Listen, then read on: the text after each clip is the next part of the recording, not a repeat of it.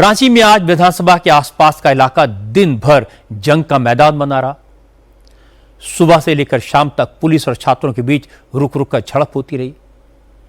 Jaipal Singh Munda stadium में 17 दिन से धरने पर बैठे छात्रों ने 10 अगस्त को विधानसभा मार्च की कॉल दी थी। सरकार ने छात्रों की मांगे नहीं मानी। टीडीपीएल कंपनी ने जो एग्जाम कराए थे उन सारी परीक्षाओं को रद्द करने से इनकार कर दिया। मामले की जांच सीबीआई को सौंपने पर सहमति नहीं जताई। इसलिए हजारों छात्र तिरंगा लेकर विधानसभा की तरफ निकल पड़े। तुम संघर्ष करो, हम तुम्हारे साथ।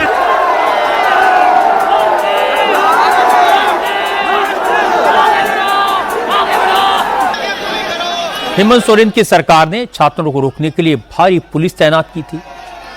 पुराने विधानसभा से नए विधानसभा भवन तक 5 किलोमीटर की दूरी है। इस रूट पर छात्रों का मार्च निकलना था। पुलिस ने 5 अलग अलग जगह बैरिकेड लगाए। बैरिकेड पर कटीले तारों की बाड़ लगा दी। सरकार को लग रहा था कि स्टेडियम में धरना देने वाले स्टूडेंट्स सिर्फ सैकड़ों की संख्या में होंगे, इसलिए मार्च के दौरान ज्यादा लोग नहीं आएंगे। लेकिन उल्टा हुआ। पूरे झारखंड से हजारों स्टूडेंट्स वहां पहुंच गए। प्रदर्शनकारी 3 बैरिकेड भी उठाकर ले गए। जब प्रोटेस्टर विधानसभा से सिर्फ 1.5 किलोमीटर की दूरी पर थे तो पुलिस ने अपना रुख बदला। इसी दौरान 17 दिन से भूख हड़ताल पर बैठे छात्र नेता देवेंद्रनाथ महतो एम्बुलेंस में आंदोलनकारियों के बीच पहुंच गए। इससे स्टूडेंट का जोश बढ़ा। प्रदर्शनकारी विधानसभा की तरफ बढ़ने लगे तो पुलिस ने सख्ती की। छात्र डटे रहे। विधानसभा के गेट नंबर 1 के पास पहुंच गए।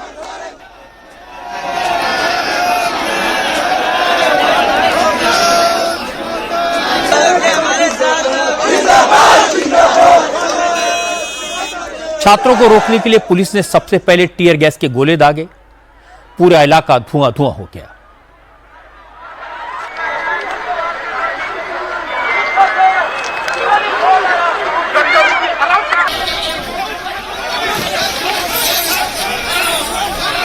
क्योंकि छात्रों को यह अंदाजा नहीं था कि सरकार की तरफ से इस तरह की सख्ती बरती जाएगी, इसलिए उन्होंने बचाव के लिए किसी तरह का कोई इंतजाम नहीं किया था। जैसे ही टीयर गैस का धुआं इलाके में फैला तो प्रदर्शनकारियों का दम घुटने लगा, आंखों में जलन होने लगी। छात्र इधर उधर भागने लगे।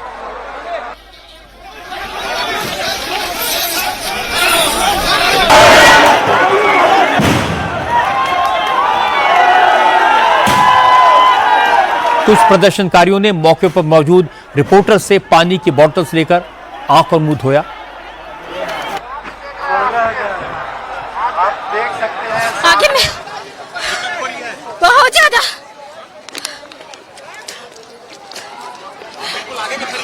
हाँ, आंखों में जलन हो रहा है। हम लोग तो केवल अपना हक मांगने के लिए खड़े थे। हाँ, बिना बोले टीयर गैस चला दिया हम लोग पे।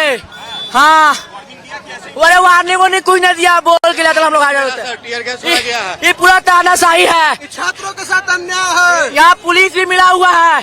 पुलिस मिला हुआ है एकदम। जब हम लोग 20 दिन से वहाँ कर रहे थे, वहाँ दे रहे प्रदर्शनकारी, तो वहाँ क्यों नहीं आया बोलने के लिए? वहाँ पे क्यों नहीं छोड़ा? यहाँ क्यों छोड़ा बताइए? ये पूरा तानाशाही है। कब तक चलेगा तानाशाही? हम लोग के लिए कौन लड़ेगा बताइए भैया आप लोग?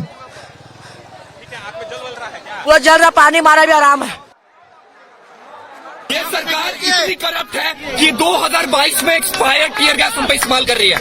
ये हमें स्टूडेंट्स नहीं, हमें टेररिस्ट समझती है। मैं यहाँ पे पीसफुल प्रोटेस्ट कर रहा था, बहुत दूर खड़ा था, फिर भी मेरे पैर के सामने इन्होंने वो कुछ बम या पता नहीं क्या फोड़ा। मेरा पैर अभी तक लहर रहा है। मैं 3 से 4 बॉटल पानी डाल चुका हूँ, लेकिन फिर भी ये लहर रहा है। ये तो यहाँ पे एक्सपायर्ड 2022 में एक्सपायर्ड थी।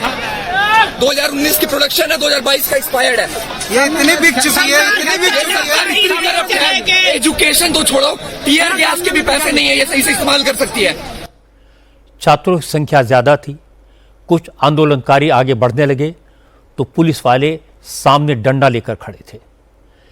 बैरिकेड के पीछे सैकड़ों की संख्या में पुलिस वाले राइट कंट्रोल गियर में थे, पूरी तैयारी के साथ।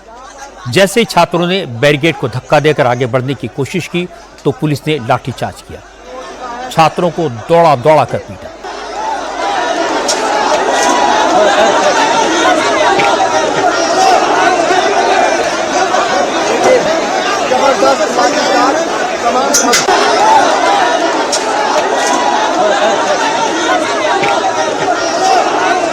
पुलिस के लाठीचार्ज में दर्जनों छात्र घायल हुए। किसी का सिर फूटा, किसी का हाथ टूटा तो किसी की पीठ पर दर्जनों लाठियां पड़ी। कुछ छात्र मौके पर ही लहूलुहान होकर गिर पड़े।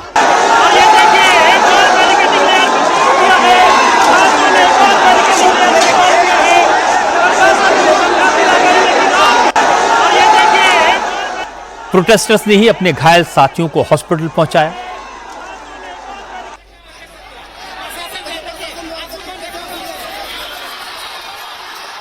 हेमंत सोरेन जी, आपको ऐसा नहीं करना चाहिए था। शांतिपूर्वक हम लोग आंदोलन कर रहे थे, हम लोग कोई शब्द भी नहीं बोले हैं। अचानक पीछे से पुलिस आती है, लाठीचार्ज करती है। ये अच्छा नहीं कर रहे हैं, लेकिन कोई ये अच्छा बिल्कुल नहीं कर रहे हैं।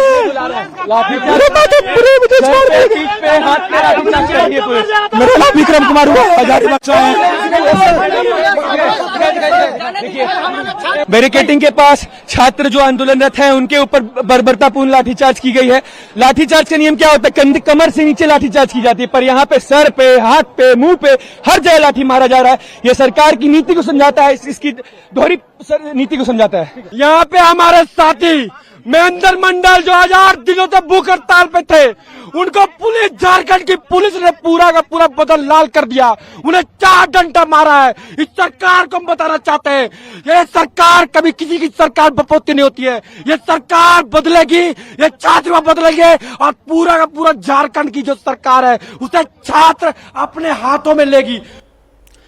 सरकार की तरफ से पुलिस को क्लियर ऑर्डर थे कि प्रोटेस्ट कर रहे स्टूडेंट्स किसी भी तरह विधानसभा के करीब नहीं पहुंचने चाहिए। इसलिए पुलिस की तरफ से कई लेयर के सुरक्षा इंतजाम किए गए थे। बैरिकेडिंग, टीयर गैस, लाठीचार्ज और वाटर कैनन। पुलिस ने हर उस तरीके का इस्तेमाल किया जो पुलिस कर सकती थी। लेकिन हैरानी की बात है कि झारखंड के हेल्थ मिनिस्टर इरफान अंसारी ने छात्रों के साथ हुई ज्यादती का मजाक उड़ाया। इरफान अंसारी ने कहा कि रांची में आज बहुत गर्मी थी, इसलिए कई आंदोलनकारी छात्र पानी की बौछार को एंजॉय कर रहे थे।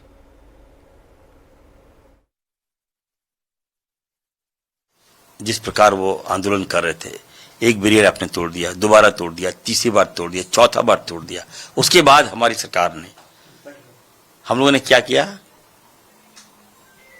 पानी के फुहारे छोड़े। आपने देखा होगा, कुछ बच्चे एंजॉय कर रहे थे। ठीक है, गर्मी है, एंजॉय कर रहे हैं, हमारे बच्चे हैं, हमारे बच्चे ने सरकार बनाई है और हम सरकार से, हम बच्चों के बीच से ही हम भी आते हैं, हम भी यूथ हैं, लोकप्रिय मुख्यमंत्री जी भी यूथ हैं, तो हम आपसे बाहर नहीं हैं। Government is not out of you. आप बात कीजिए, रास्ता निकालिए। लेकिन सबसे बड़ी बात क्या है, आज के आपने देखा होगा, हम लोग पीसफुली, हमारे पुलिस को पिटा गया। बताइए, कई पुलिस जख्मी घायल हैं। अभी हम मॉनिटरिंग कर रहे थे, अभी हम इलाज करवा रहे हैं सबका। अब बताइए, एक भी बच्चे घायल हुए हैं क्या? ये बार बार मैं कहना चाहता हूं, ये झारखंड है, ये भाजपा की सरकार नहीं है।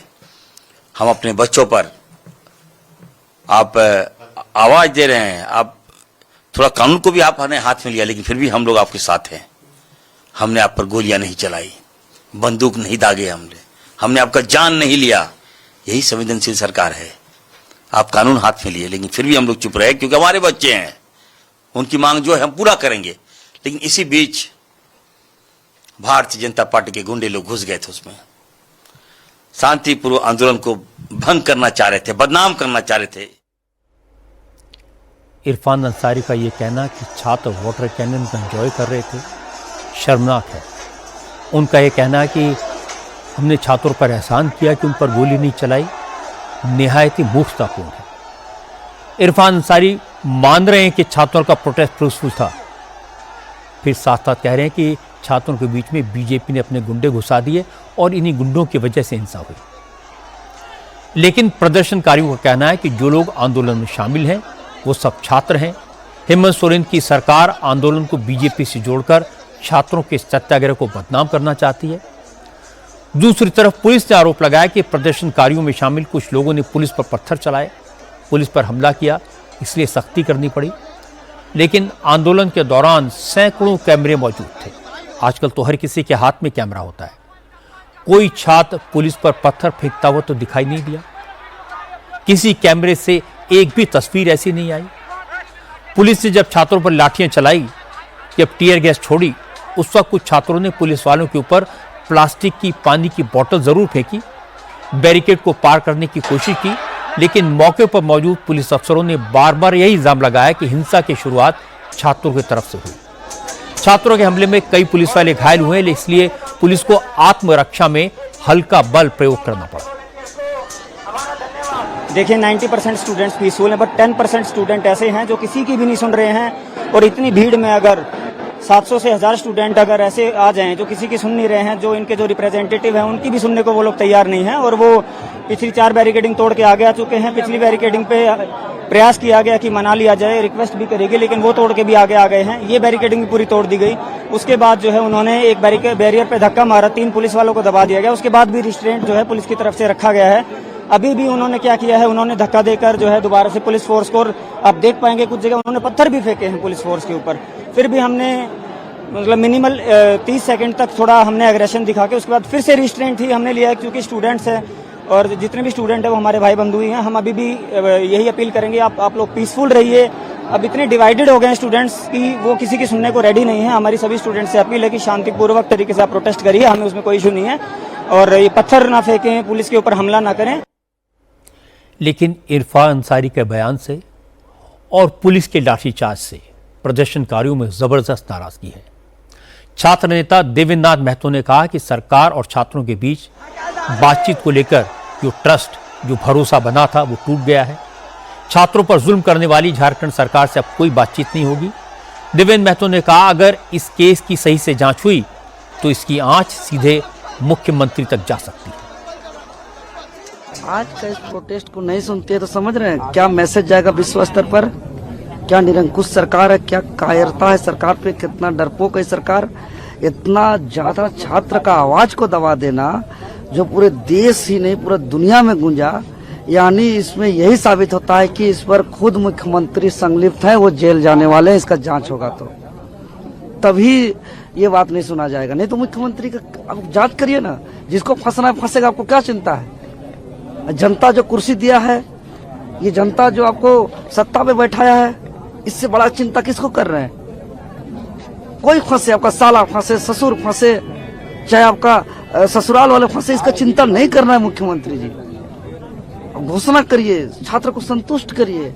ये आग जो लग चुका है ना, ये आग अब बुझने वाला नहीं है। रांची में छात्रों पर लाठीचार्ज को लेकर आज राहुल गांधी से सवाल पूछा गया। झारखंड में जो हो रहा है इस पर उनसे क्लैरिफिकेशन मांगा गया। कांग्रेस झारखंड की गठबंधन सरकार में शामिल है, इसलिए रांची में चल रहे स्टूडेंट प्रोटेस्ट पर अब तक राहुल गांधी बचकर निकल रहे थे, लेकिन आज जब सवाल पूछा गया तो उन्हें कहना पड़ा कि पीसफुल प्रोटेस्ट पर लाठीचार्ज के वो खिलाफ हैं, फिर चाहे ऐसा करने वाली सरकार किसी भी पार्टी की हो। झारखंड के छात्रों के लिए मेरा मैसेज क्लियर है। We condemn any violence against peacefully protesting students. Does not matter where it is happening, we condemn it, we are against it, we do not recommend it, we do not support it. We are very clear, कोई confusion नहीं हमारे mind में।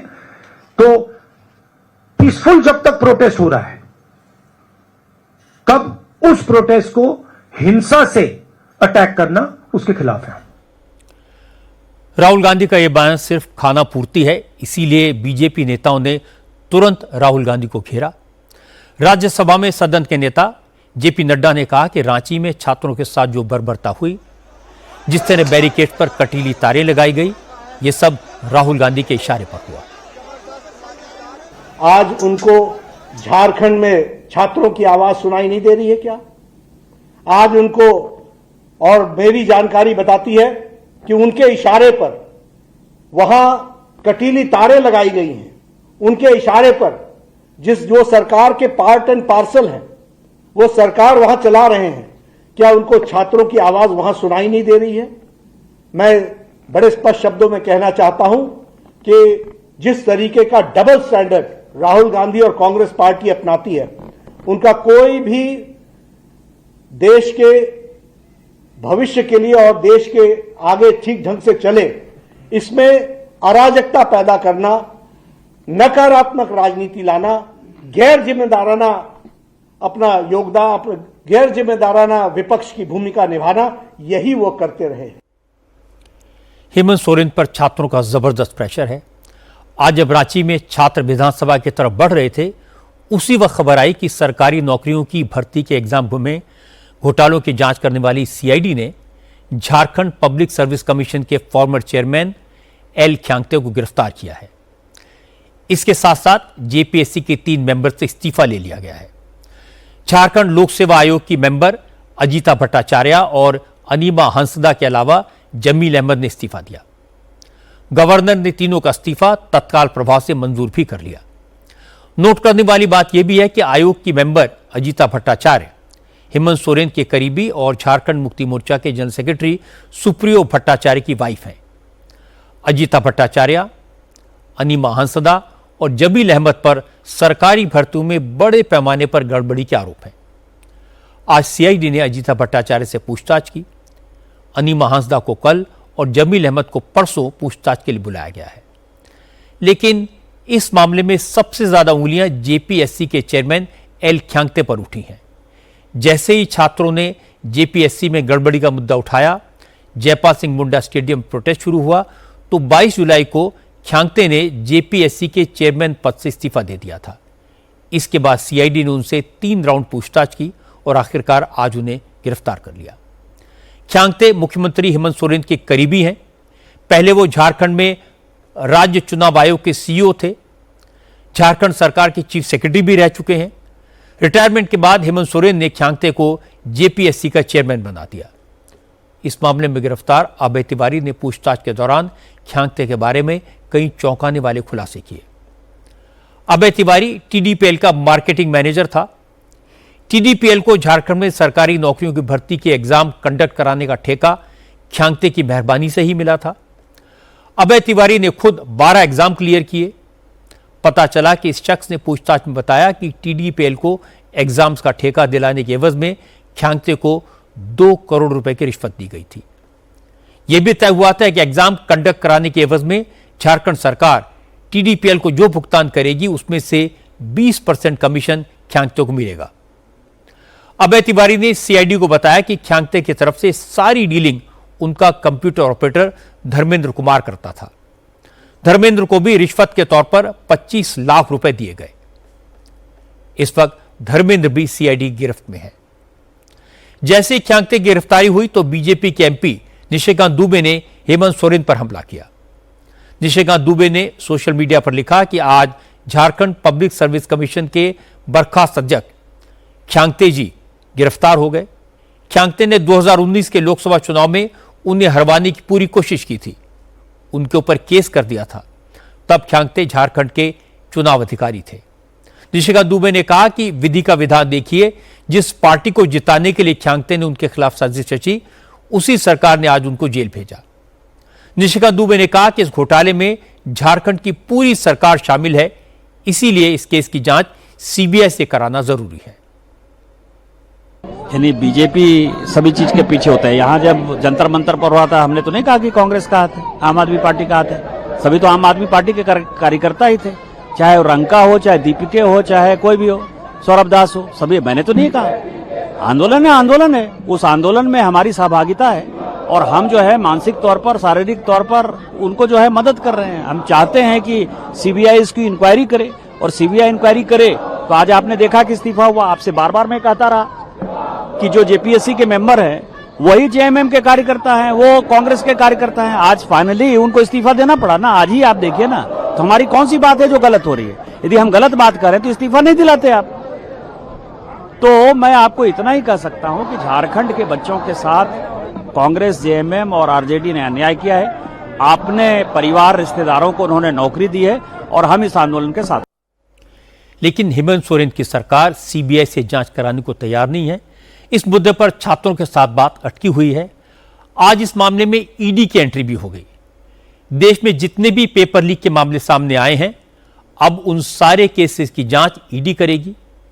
इस खबर पर update के लिए चलते हैं इंडिया टीवी के संवाददाता अतुल भाटिया के पास। अतुल, क्या आप बता सकते हैं ईडी की जांच के बारे में, संक्षेप में बताएं। देखिए रजत जी, जितने भी देश के अंदर जितने भी पेपर लीक के मामले हुए हैं उसमें केंद्र सरकार ने साफ आदेश ईडी को दिया है कि जहां जहां भी पेपर लीक के मामले हुए हैं उसकी जो तहकीकात है वो ईडी करे। यही कारण है कि ईडी ने, चाहे वो बीजेपी की जहां पे सरकार हो, चाहे दूसरे राज्यों में जो बाकी स्टेट के अंदर सरकार है, वहां पर सभी मामलों की जांच अब ईडी करेगी।